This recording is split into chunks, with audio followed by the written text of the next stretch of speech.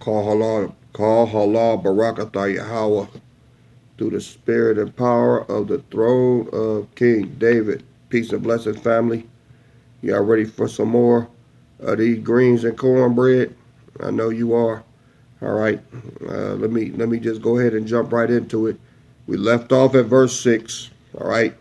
We was talking about Solomon hood rats. All right. They was towed back. It was his fault though. I can't really you know, I had no idea. I always wondered what their condition was, but man, Solomon was a cold motherfucker. All right.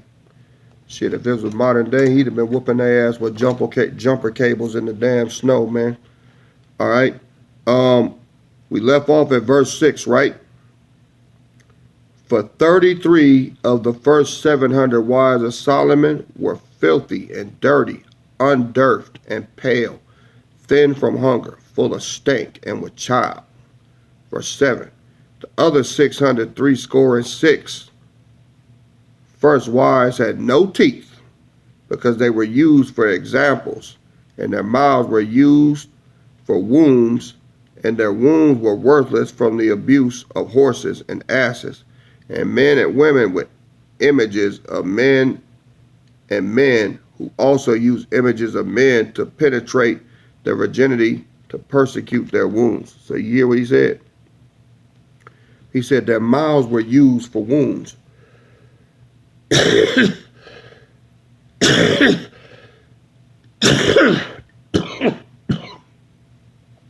So luck, y'all. Told y'all I've been sick this week. Mouth used for wounds, I mean they was and y'all was wondering if they was sucking dick back in Solomon's time. The answer is yes. There's nothing new under the sun. Sucking dick is in there too. All right. Solomon. He it's some fucked up shit, man. Solomon fucked their teeth out, man, so they could gum them down. Y'all know the running joke nowadays, right? With a woman with no goddamn teeth, man. Especially a goddamn. I done seen plenty of them, man, down, where I grew up at, man. We had a street called Figueroa. That's the whole stroll. That's all you see down there. And that with the tight ass shorts on and shit, some goddamn bobby socks with some flip flops. Nappy ass hair and shit, man. Shit growing all sideways and they open their mouth. They're like, la. Ain't got no goddamn teeth, man. Just gumming niggas down, all right? Pimp parked up the street. Oh, yeah, it's fucked up. You niggas down there that came up around here, you know what I'm talking about? Right above Vernon. All the way to Imperial.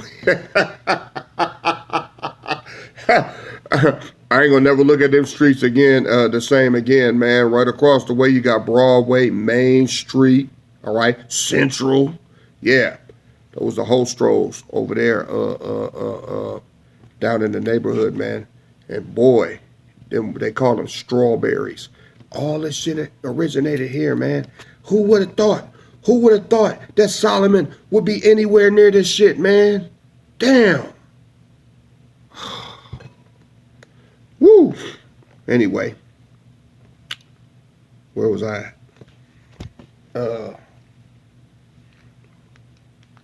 Verse 8. Wherefore, Princess Hammon, who worshipped Baal, was found fairest among all of the 1,000 wives of Solomon. So Solomon sent his new 300 wives to go and abide with the 300 of the old 700 wives, because he had no stables yet prepared for the new 300 wives. Wherefore each wife of the new 300 shared a stable with a wife of the 700. So 400 of the stables of Solomon were one wife to herself at a stable, and 300 of the stables shared 2 wives. Now, behold, there were 3,000 men in the tribe of Princess Hammon, and they were all sworn to protect their princess at all costs. And they were at the command of Princess Hammond, and she was urgent to see the size of the loins of Solomon. Damn, Baal worshiper, this bitch still got dick on her damn mind. After all that, okay? So she commanded all of the men to take Solomon by force and bring him to her and show her the size of his loins. These niggas went and snatched Solomon ass up, okay? Verse 12. So that day 3,000 men seized Solomon and brought in the Princess Hammond and disrobed him, and Princess Hammond beheld the nakedness of Solomon, and she was very disappointed. And she said, "Is that it? Or can you make it bigger?" That's fucked up. And Solomon said, "Let me see your nakedness." And Princess Hammond disrobed, and Solomon beheld her nakedness, and his loins were made thicker, but nowhere near the size that Princess Hammond had heard. And she said, "I will never marry you. And tomorrow I will leave you and you shall see me no more." In other words, she was like, "You little dick motherfucker. I came all this way. I came all this way." See, that's what he get for lying, man. You know, work with what you got, bro. He fucked up. Just some cold shit, man, ain't it? But Solomon wanted her to be his wife even more after having seen her nakedness. So Solomon acted cunningly, for he often was as wise as a serpent. See, Solomon had that brain, man. Now behold, the first 700 wives of Solomon had all been trained individually and equipped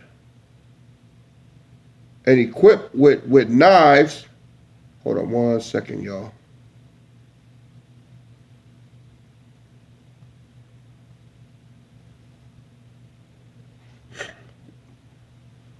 Salak, verse 15. Now behold, the first 700 wives of Solomon had all been trained individually and equipped with knives, which they kept under the straw of the stables, and they were always commanded never to let a man get away without paying. And if a man tried not to pay his harlot, then his loins were cut off. See where these hoes got that shit from, man? Solomon originated all of this shit, man. Verse 16. And the first 700 wives of Solomon had many times killed men who did not pay, because if they had no money to give to Solomon, then Solomon would require a man's loins. And if they had no man's loins and no money and no dead bodies to give an account for the money that was owed to Solomon for the use of his wives' bodies, then Solomon would be very upset. And Solomon said to Princess Hammond, "Let not your journey be here in vain. Suffer me to share with you of all that I have, because all that I have in women, you, Princess Hammond, truly exceed them all. And I would give up every one of my 1,000 wives for the pleasure of kissing you one time on the cheek." So now he macking. And Princess Hammond says, "Surely you would not give up a lifetime of 1,000 women for one kiss on the cheek with me." And Solomon, in his craftiness, answered Princess Hammond and said, "My love, how is it that you know not the extent of your own beauty?" Ooh, ain't he smooth? He keeps sweating her ass. "If you suffer me to kiss you on your cheek, I will allow all of your 3,000 men to have my 1,000 wives, and they can take them and do with them whatever they will, for as long as they shall live. I swear they can surely have them." And Princess Hammond said, "Okay, come and receive your kiss, Solomon. Approach her." But one of the men of Princess Hammond's army did not hear her given permission to approach her. Wherefore he drew his sword upon Solomon, and he would have killed Solomon, but the princess raised her hand up to him, and she said, "No, do not harm him. It's okay.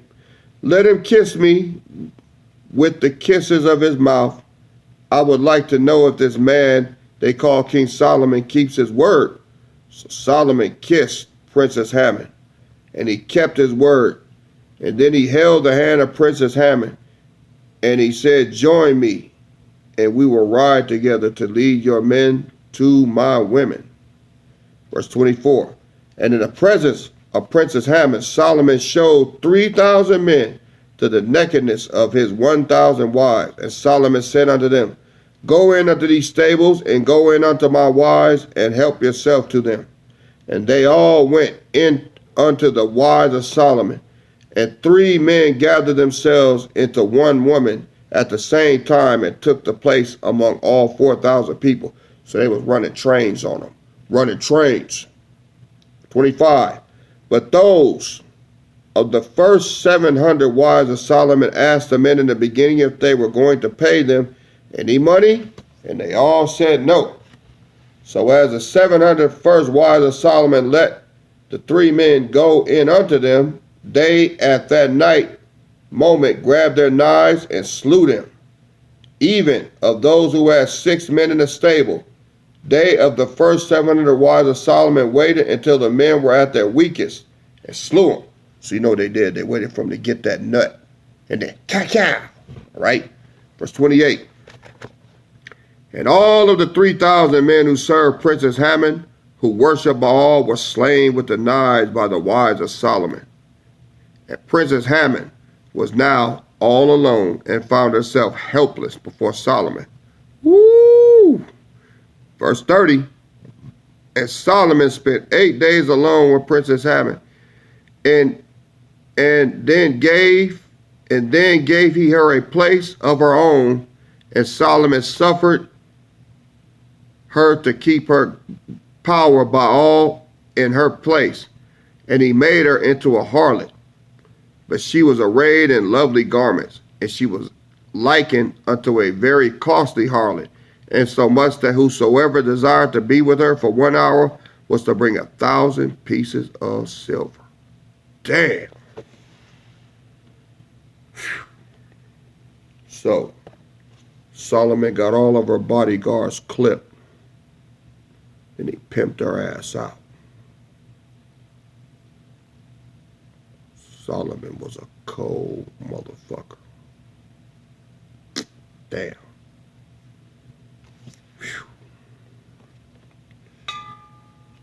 Whew.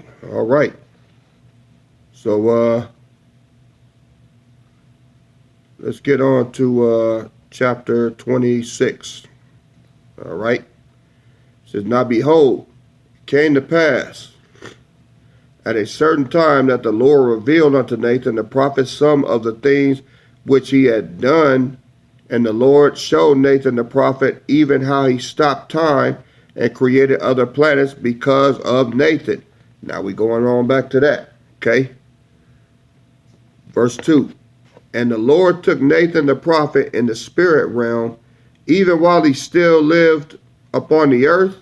And Nathan saw and beheld the animal spirits who died in the flesh, and he was shocked to see how they all lived in the spirit. And Nathan saw the bird spirits, and dinosaur spirits, and all kind of animal spirits. And Nathan the prophet marveled at what he saw, because he knew not that when any animal on earth dies, it lives on in spirit.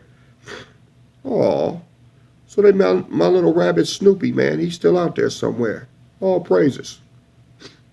He died when I was 8 years old. All right. And Nathan the prophet marveled at what he saw, because he knew not that when any animal on earth dies, it lives in spirit. And the Lord shared all things with Nathan the prophet, and the Lord placed Nathan the prophet back in the physical realm on earth in the flesh. Now behold, the Lord spake unto Nathan the prophet and said, write these things in the book. But because Nathan had been in the spirit with because Nathan had been in the spirit with power of the Father, he knew all things from the beginning of the world, and he understood all things from the creation of Adam and Eve. Nathan the prophet perceived and was aware of all things, even unto the end time to come. So this is setting up something, y'all. He said Nathan basically knew everything. All right. Verse 8. Howbeit, Nathan also understood that the end of time does not affect eternity, and the awareness of that the Lord had given unto Nathan the prophet was established inasmuch as Nathan was aware the birth of the Mashiach must come to pass because of the word of the Lord, and at the word of the Lord time would begin once again for the purpose of the birth of a Mashiach. Because of the word of the Lord, the end of time shall be the beginning thereof, and Nathan was given this understanding. So this is why it went from BC to AD. All right, I'm going to read that again. Inasmuch as Nathan was aware the birth of the Mashiach must come to pass because of the word of the Lord,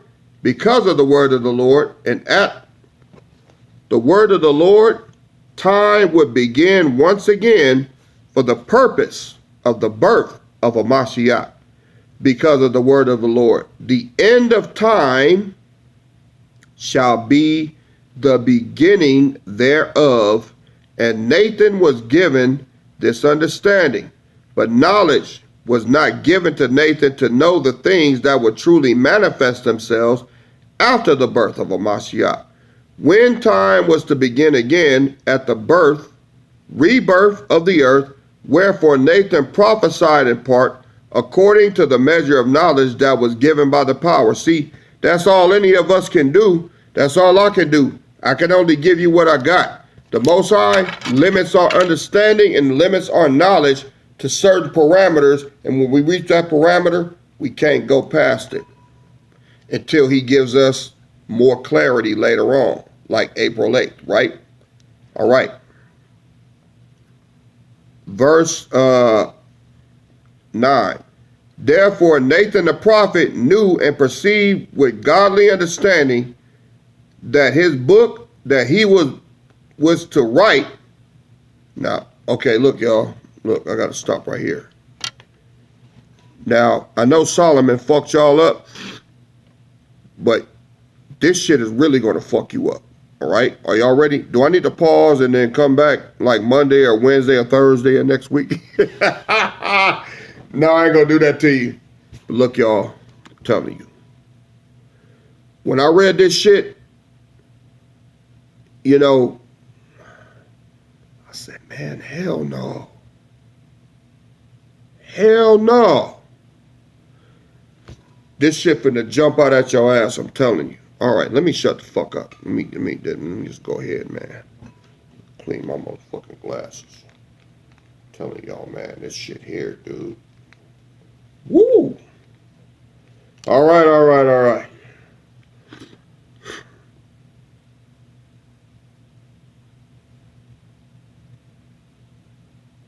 This is verse 9.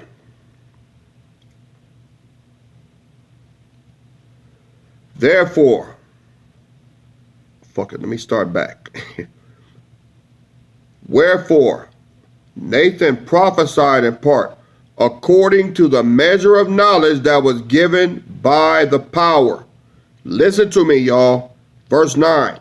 Therefore, Nathan the prophet knew and perceived with godly understanding that his book that he was to write would be destroyed, because Solomon did not want that book out.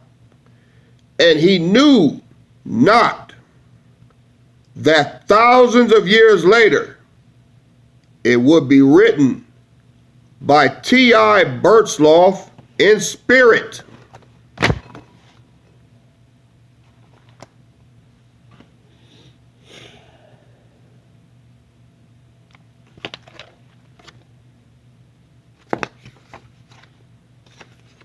Read the bottom, man. I hope I'm getting it right. Most High gave this nigga name who wrote this book to fucking Nathan. Thousands of years ago, he said, T.I. Bursloff gonna write your book. Hey, I ain't making this shit up. Verse 10, nevertheless, he questioned the power, not, and with instant obedience, Nathan wrote what is known as the book of Nathan the prophet, and he gave it unto Bathsheba. And then when it was complete, and when Solomon requested it, Bathsheba asked Nathan of the thing. For Nathan said unto Bathsheba, never give the book to anyone without asking me first. Thus were the words of Nathan unto Bathsheba. And Bathsheba agreed and kept her word to Nathan the prophet, for she had great respect for him. Wherefore Bathsheba asked Nathan the prophet for permission to pass the book of Nathan the prophet unto her son Solomon. And Nathan said to Bathsheba, give me the book. And Bathsheba delivered unto Nathan the book of Nathan the prophet. And Nathan opened it to the first page and wrote, to Jedediah, son of David, and Bathsheba, I, Nathan the prophet, give this book unto you because you are beloved of the Lord. Now behold, this book is complete, and yet it has not began. There is always room for change in this book because it is an empty book. But take heed, Jedediah, it is filled with the fullness of the secrets of the power. Then Nathan gave the book unto Bathsheba, and Nathan said unto Bathsheba, now you may give the book to Solomon. And Bathsheba delivered the book unto her son, and Solomon read the book, and he was convicted in the spirit, and he became very angry and wanted to kill Nathan the prophet. Hell yeah.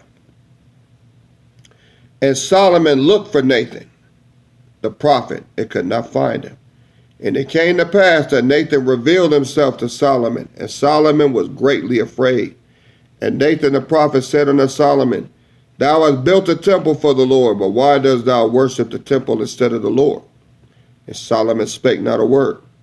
And Nathan said, where is the book of my words? And Solomon said, your words were not acceptable. Therefore I sought out acceptable words and set in order many proverbs. And I have written books in my own wisdom. And the books of Solomon are far greater than the book of Nathan the prophet that you gave my mother so long ago. And Nathan said, where is the book, Jedediah? Now, did y'all hear that in verse 22? He said, and Nathan said, where is the book of my words? And Solomon said, your words were not acceptable. Therefore I sought out acceptable words, and I set in order many proverbs, and have written books in my own wisdom. Y'all hear that? All right. Verse 24. And Solomon said, why callest me Jedediah? And Nathan said, because the book of Nathan the prophet shall be destroyed. After that, beloved of the Lord have concluded reading it. But why do you destroy the book of Nathan the prophet after only reading it one time? Why did you not take some time and diligently study the book first? And Solomon answered Nathan the prophet, saying, much study is a weariness of the flesh. Sound familiar, y'all? And Nathan said unto Solomon, thou knowest not what it is that you have done. And Solomon said unto Nathan, what have I done? And Nathan said, the book of Nathan the prophet was the only book of its kind in the whole earth. And Solomon answered, so thou sayest. But I say, of making many books, there is no end. And I threw not the book of Nathan the prophet into the fire in a corner. And I threw not the book of Nathan the prophet into the fire in a corner, but this thing was done before witnesses, and everyone in the house of the Lord partook of the cleansing and washing away of your false prophecies. We all watched the book of Nathan, the so-called prophet, go up in flames, and we rejoiced exceedingly in agreement that we need not such a book, for we have the books of the law, and now we have the books of Solomon, the preacher, the king of Israel. And as Solomon was yet speaking, lightning flashed across the sky, and thunder followed the lightning. And the voice of the Lord sent forth the waters, and it began to rain, and a thick cloud moved above Solomon and Nathan. And Nathan the prophet opened his mouth and prophesied, saying, Thus saith the Lord unto Jedediah, even Solomon, you have destroyed the book of Nathan the prophet, because you desired no record of the wicked things that you do continually. But I say unto you that there is nothing hidden which shall not be revealed. Therefore, because you delightest in wickedness, listen to this, y'all. He said, I myself will come in the flesh and will be born of a woman, and as a mortal man, I will rebuke you openly before the whole earth. I will rebuke thee. For thou hast said that open rebuke is better than secret love. Therefore, out of your own mouth I will judge you. Now, for the sake of David your father, I will suffer Solomon the spirit to abide on earth forever. Wherefore, there shall dwell a spirit of enmity on the earth until the earth passes away. Deep shit. So, you heard it for yourself. The father told Solomon, I'm going to come down here, I'm going in the flesh, born of a woman, and rebuke you and tell everybody what the fuck you did. This day the scripture is fulfilled in your ears, family. 32. I know verily that thou sought to kill my servant Nathan, and when thou couldst not find him, you destroyed the book of Nathan the prophet. But you have deceived your own self in thinking that the book of Nathan the prophet was an ordinary book. Now therefore, as surely as I live, saith the Lord, the book of Nathan the prophet shall be written again, but not until after I come in the flesh and rebuke thee openly before the whole earth. And I have chosen T.I. Bertzloff to be the Nathanic prophet in the last day. And when the book of Nathan the prophet has been written again, I know that Solomon the spirit will seek to destroy it again. But this time it shall not be destroyed, because this time I have chosen June Fan Lee, which being interpreted is Return Again Lee, even Bruce Lee, to abide in an empty vessel, even the vessel of T.I. Bertzloff. And Bruce Lee will protect the book of Nathan the prophet, and it will be saved, because Bruce Lee cannot be defeated. Yes, you have now entered the Twilight Zone. The book of Nathan the prophet got Bruce Lee in here. He said T.I. Bertzloff and Bruce Lee was supposed to inhabit the same body to protect the book, because Bruce Lee couldn't be defeated. Y'all, nobody could whoop Bruce Lee's ass, right? All right, it's all right here, y'all. I'm not making this up. And all this is past tense, because it's happened. Bruce Lee has been here, and now he's gone. I think he died in 73, 74. All right. That was 3-4 years after I was born. All right. Now, this book here, it was written by T.I. Bertzloff. He's the Nathanic prophet that was given authorization to write this book. That's why it's recorded so well. So, things just got weirder, okay? You got T.I. Bertzloff, you got Bruce Lee. Can't wait to give you the rest, all right?